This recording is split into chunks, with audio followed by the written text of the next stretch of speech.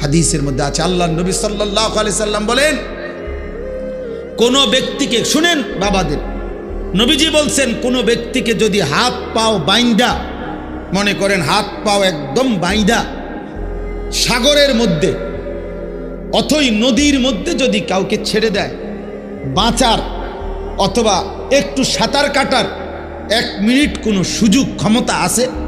কেন নাই? কারণ কি করে রাখছে? হাত পা বাইন্দা ছেড়ে দিছে।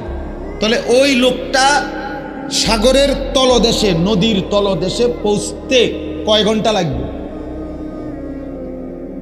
অল্প সময়, অল্প সময়, 1 মিনিট, নয়তো 30 সেকেন্ড, নয়তো 2 মিনিট ধরে নিলাম। আল্লাহর নবী সাল্লাল্লাহু আলাইহি সাল্লাম বলছেন, একজন মুমূর্ষ, আরে মৃত্যু যার হয়ে যায়, মাইয়িত, এই মাইয়িত ওই রকম যে ব্যক্তিকে বেঁধে হাত পাও সাগরের নিচে ছেড়ে দিছে, সে যেন নিচ গভীরে পৌঁছে গেছে।